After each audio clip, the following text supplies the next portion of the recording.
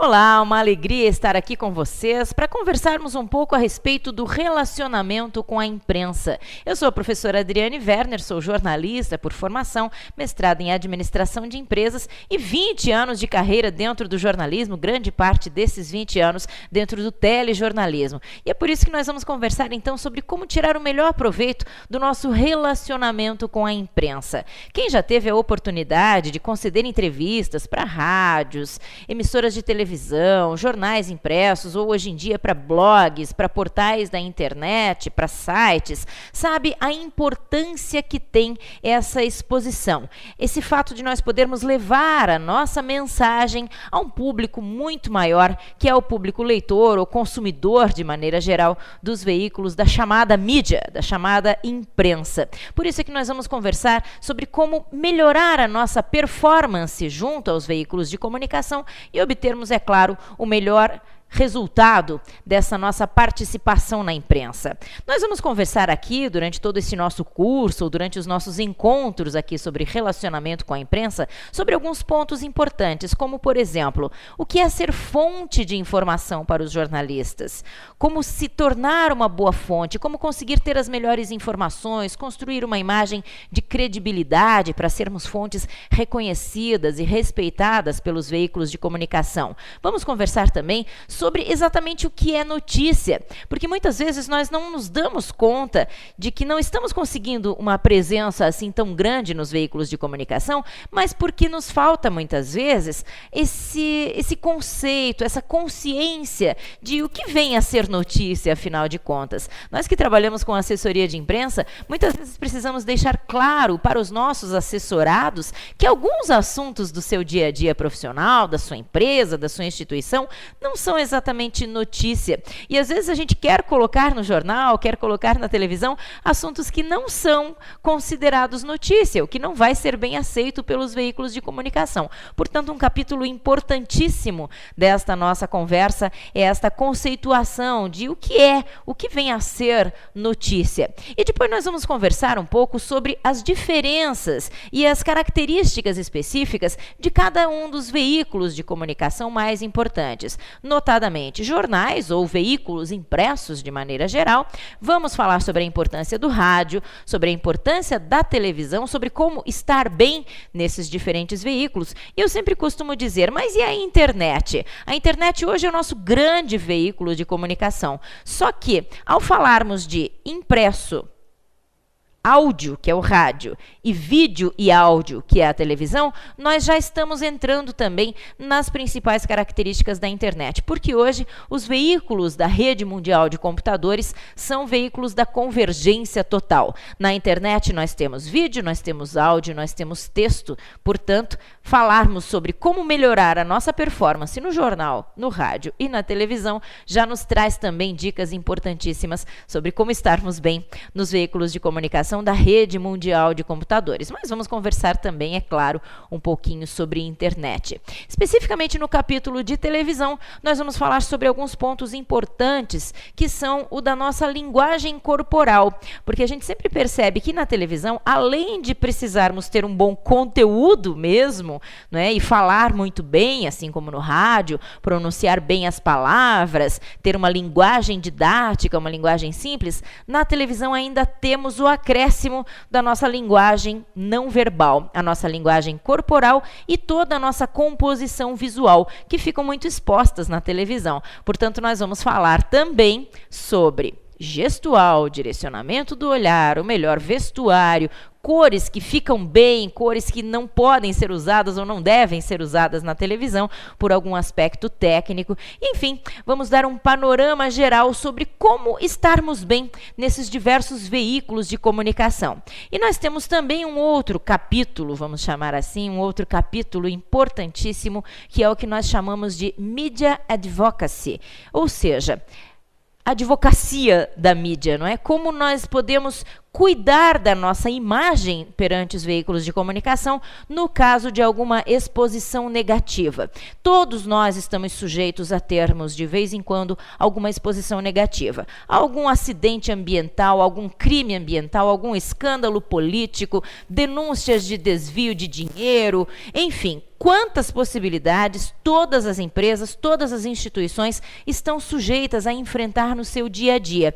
E como é que nós devemos agir perante a imprensa quando acontece uma exposição assim negativa? É claro que existe todo um estudo a respeito disso, é claro que cada caso é um caso, mas é importantíssimo nós estarmos preparados para a chamada media advocacy, para nós podermos defender ou melhorar ou ao menos minimizar a exposição negativa no caso de notícias ruins para a pessoa, para a empresa, para a instituição que nós representamos. Muito bem, este é o escopo geral do que nós vamos abordar nessas nossas conversas, nesses nossos encontros aqui a respeito do relacionamento com a imprensa. E como nós dissemos, nós vamos começar então falando sobre o que é fonte de informação. Vamos ver aqui rapidamente como é que vai ser essa nossa programação dos nossos encontros aqui. Os nossos objetivos então, valorizarmos as informações produzidas. Eu costumo dizer que muitas vezes nós não percebemos as informações que nós produzimos e deixamos de enxergar as positivas e as negativas. Exemplo, certa vez fui fazer uma consultoria em uma organização, quando cheguei na empresa para fazer o diagnóstico, eu percebo na parede um calendário pendurado. Esse calendário era de 2004 e nós já estávamos em 2009. Por que aquele calendário estava pendurado naquela parede?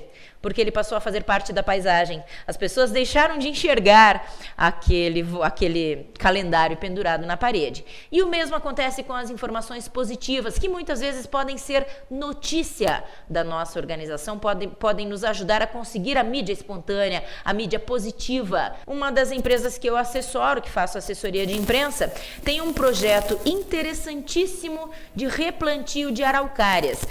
Árvore símbolo do estado do Paraná, o pinheiro araucária. Uma meta ousada de plantar 15 milhões de mudas de araucária em 10 anos de programa, e um programa de responsabilidade ambiental, mas também um programa de responsabilidade social, porque envolve presos da Penitenciária Central Agrícola. Portanto, um projeto profundo, complexo, cheio de nuances de responsabilidade social, de responsabilidade ambiental.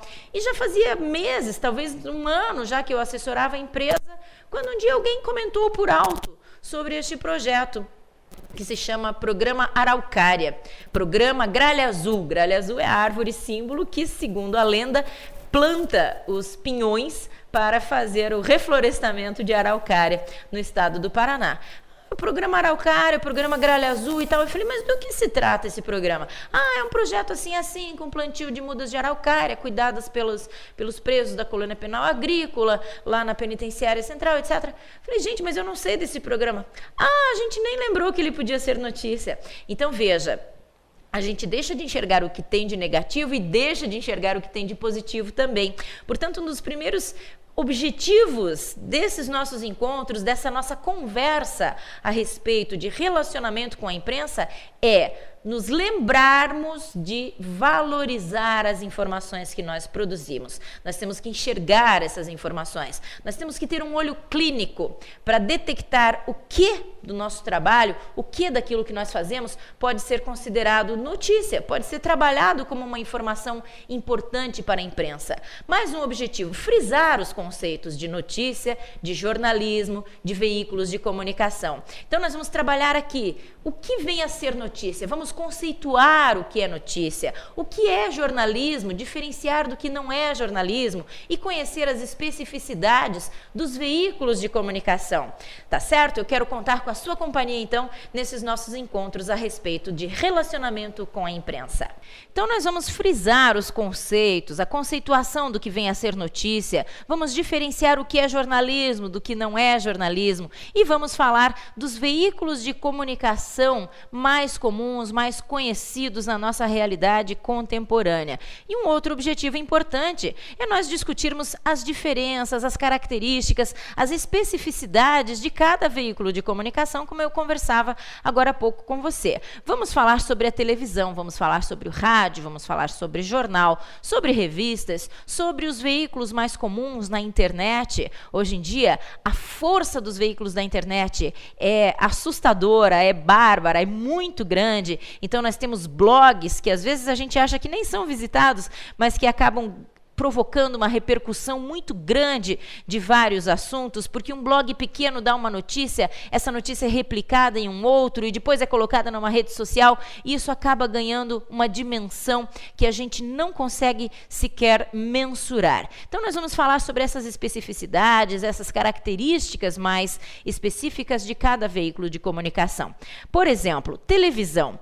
Quem hoje em dia, em sã consciência, consegue assistir bastante tempo de televisão?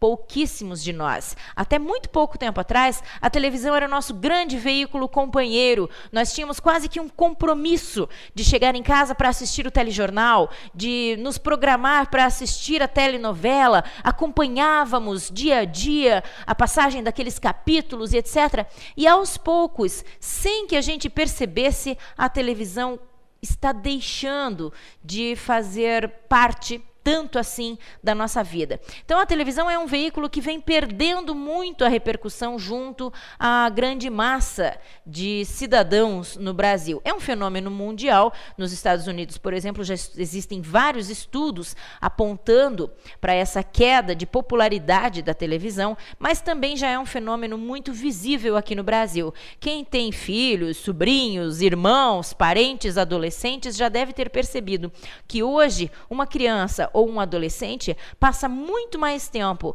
na frente de um computador do que na frente de uma televisão. E se nós lembrarmos, a nossa infância foi exatamente o contrário. Nós passávamos horas na frente da televisão. Ela era um veículo muito mais presente na nossa vida. Mas é claro que mesmo com toda essa mudança de comportamento na nossa sociedade, a televisão ainda é um veículo importantíssimo. A televisão hoje está presente em 99% dos lares brasileiros, nos mais longínquos rincões, até mesmo em comunidades que ainda não têm acesso à internet, porque a nossa inclusão digital ainda está tímida no nosso país, avançando, mas ainda de forma tímida, mas a televisão chega onde a gente não imagina. Então, mesmo perdendo muita repercussão, a televisão ainda é um grande veículo de comunicação.